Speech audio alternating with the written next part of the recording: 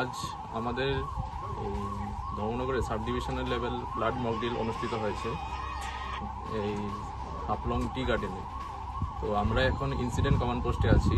তার আগে আমাদের স্টেজিং এরিয়া থেকে আমরা ইনফরমেশন পাওয়ার পর আমরা হাফলং টি গার্ডেনে এসে দেখলাম এই রোড ব্লক ছিল, যার কারণে আমরা সিভিল ডিফেন্স ভলেন্টিয়ার আপদা মিত্র আর ফায়ার সার্ভিসের র্যাপিড ডিজাস্টার রেসপন্স টিমের দ্বারা এটাকে ক্লিয়ার করা হয়েছে।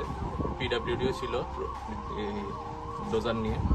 ক্লিয়ার করার পর আমরা আরেকটু আগে আসার পর ইনসিডেন্ট কমান্ড পোস্টের কাছে বন্যা প্লাবিত এরিয়াতে দেখলাম যে অনেকগুলো মানুষ ভেসে আছে।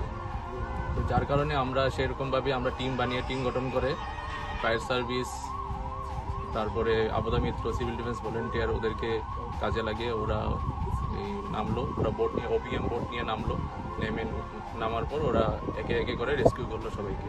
তো রেস্কিউ করার পর আমরা ফায়ার সার্ভিসের ইমার্জেন্সি গাড়ি দিয়ে, তারপর অ্যাম্বুলেন্স দিয়ে আমরা সেগুলোকে যারা যারা ইনজুর্ড হয়েছে তার মধ্যে 3জন সিভিয়ারলি ইনজুর্ড আর বাকি 3জন মাইনরলি ইনজুর্ড, তো ওদেরকে আমরা আমাদের এখানে টেম্পোরারি হসপিটাল ক্রিয়েট করা হয়েছে, ওখানে আমরা পাঠিয়েছি।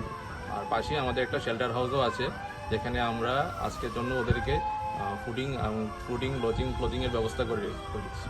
তো স্যার, আপনাদের এই অনুষ্ঠানটা 11টায় শুরু হবার কথা ছিল, যে মহড়াটা, কিন্তু দেখলাম আমরা প্রায় ঘন্টা খানিকেরও বেশি পর এই অনুষ্ঠানটা শুরু হলো। তো অ্যাকচুয়ালি যেটা মহড়া ছিল, আর যদি আমাদের দুর্যোগ যেই সম্পূর্ণ যেই সময়টা থাকে, তখনের সময় আপনারা কি করবেন? যে আপনাদের অনুষ্ঠানটা 11টা শুরু হবার কথা থাকলেও প্রায় ঘন্টা খানিক বিলম্ব হয়েছে, সেই বিষয়ে আপনি কি বলবেন? অ্যাকচুয়ালি দেখেন, আমাদের সব কোঅর্ডিনেটেড এফোর্টে চলতে লাগে, আর এটা প্রম্পট অ্যাকশনের দরকার। তো তাই আমাদের মকড্রিলের পারপাসই এটা, যাতে যখন আমরা ফেস করব এই ডিজাস্টার বা ফ্লাড এরকম সিচুয়েশন, তখন আমরা যাতে প্রম্পট রেসপন্স যাতে দিতে পারি, আর এটা কোঅর্ডিনেটেড এফোর্টের মাধ্যমে যাতে আমরা এটাকে যারা রেস্কিউ করার কথা তাদেরকে যাতে আমরা রেস্কিউ করতে পারি। ঠিক আছে, তো এখন এটা আমাদের মডেল ছিল, তো আমরা কোঅর্ডিনেটেড এফোর্টে এখন করার চেষ্টা করছি। ঠিক আছে, মাঝখানে তো বৃষ্টিও হয়েছিল কিছুক্ষণ, তো যার কারণে একটু আমাদের টাইমটা একটু ডিলে হয়েছে। স্যার, আপনারা তো রেস্কিউ করেছেন, সেটা ঠিক আছে, কিন্তু প্রাথমিক অবস্থায় আজকালকের দিনে কিন্তু ম্যাক্সিমামই সাঁতার জানে না। তো প্রাথমিক অবস্থায় ওদের বেঁচে থাকার মতন আপনাদের কি মকড্রিলে কোনো ধরনের ইয়ে করেছেন?